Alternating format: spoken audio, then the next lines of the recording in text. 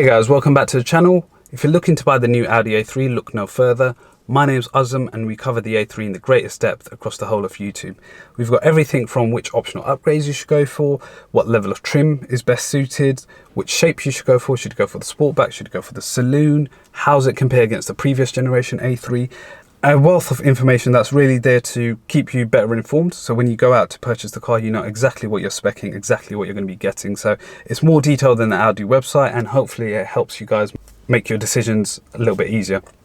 A while back, we did do a video up here. So it was the 1,000 mile review video, which was back in November. It was pretty successful. So a lot of people found it useful and liked the honesty behind it. So with us now rapidly reaching 500 subscribers, would you like us to do an updated video? We've now had the car for 4 months, give or take. It's just crossed 2,000 miles, so that's something we're more than happy to share. But let us know in the comment section down below if you would like to see that, and we'll get that filmed. In fact, if you do want to see that, let's see if this video can get to 50 likes in the next 2 weeks, and we'll see if we can get that filmed for you. But in this video, what we're going to be focusing on is some of the standard driver assist functions, namely the lane departure warning and the proximity warning as well. Now it's starting to get a little bit dark, but what we'll do is head out on road and demonstrate this to you, and so you can see how it works.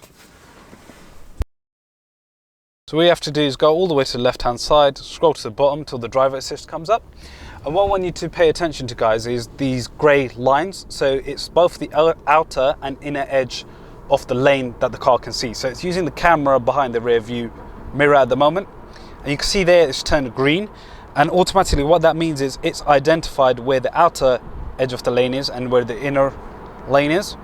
And what we'll do is just safely join, and then I'll talk you through it. So because it's obviously now worked out where the outer edges and the inner edges, it knows roughly which area to keep the car in. So what will happen is, if I tend to verge slightly too far, pay attention to the lines here and also the steering wheel. What you'll see in a second is the outer lane, as I'm going closer to it, will turn red.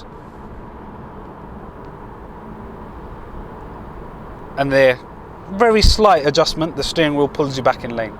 Right, so we just do that again.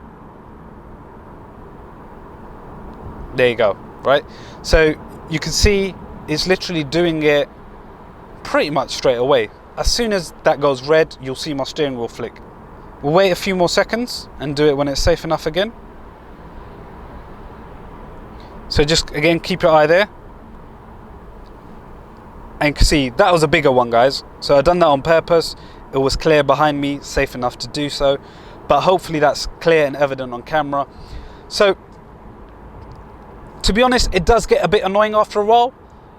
If you're too lazy to indicate, or you know what, if there's actually no cars around you, why would you indicate? But anyway, what happens is if you're just trying to go across the lanes, it sometimes, just like now, watch what happens.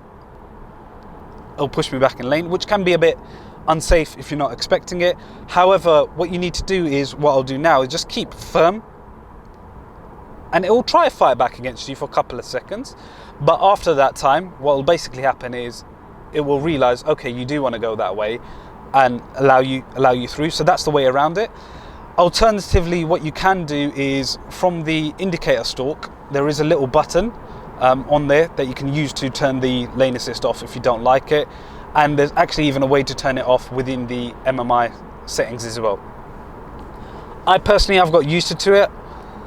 Now, at first it felt like the strangest thing in the world, but to be honest, I've now tried to turn it off recently, and it feels so weird to me. It's just like I've gotten used to having that car there as an extra level of safety. So it's a good feature to have. Now, the other aspect to it is the proximity warning. So here you can see there's a box and there's another car on there, right? So what you'll see is, as I get close enough, and once this picks up the lane, so just give it a few seconds to pick this lane up since I've moved over. Right, it's picked it up. And now you can see you've got the car in front, and it's drawn a visual representation of that. What you're able to do is, or well, rather what it does is it will tell you if you're getting a bit too close to that car. So there's a notorious joke that Jeremy Clarkson made quite a few years back, that Audi drivers love driving up other cars' bumpers. So maybe Audi have now built this feature. You can see there it's gone red on screen, telling me that I'm less than 1 second away from that car. So I'll just try to do that again. Obviously take it back up to the speed limit, and you can see there it's saying I'm less than 1 second away. Now that function itself's pretty good in terms of it warns you. I also believe it's what's used for the presence warning as well. So it's the same distance calculation. So if you did get too close for comfort, it would actually slam the brakes on. But again, it just helps, gives you a visual representation. It's just a gentle reminder, guys, ease off a bit, don't get too close to the other cars. It can be a little bit intimidating.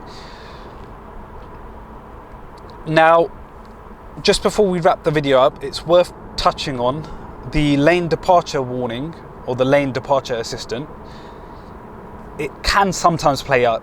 So if a road's been newly resurfaced, it can sometimes take the different shades of grey or the different shades of tarmac as that's what the outer boundary is. And sometimes what you'll find is as you're driving, the car will straighten itself back out, or at least it thinks it's straightening itself back out.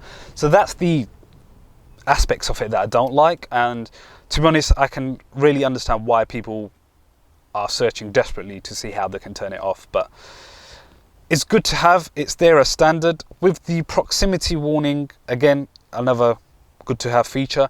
It's actually a lot better if you go for the driver assist package, because as part of that you'll get the radar guided cruise control, and then you can use that same setting to dictate how far you want to be behind another car.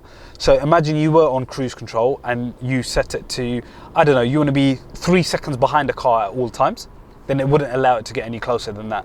So it's there as a basic feature. I'm pretty sure at some point Audi might make certain enhancements available as functions on demand. If you go within their application, you can see there's the opportunity at some point for them to enable basically like an app store where you can buy features. And that's also why I think a lot of the technology is actually in our cars. Whether or not we've spec'd it, it's there ready to be enabled, and I think at some point in the future that will be the case. But that basically brings us to the end of this video, guys. Hope you found it useful, and let us know what you think. And if you haven't done so already, guys, like I said, we covered the A3 in the most depth across the whole of YouTube. I really hope that these videos are getting to potential buyers before you actually place your order, so it can just make you better informed, give you actual real life experiences of using these, because I would have loved to have that when we bought our car. So hopefully these are helping people out there. But that's it for now from me, guys. We'll catch you in the next one. Thanks for watching.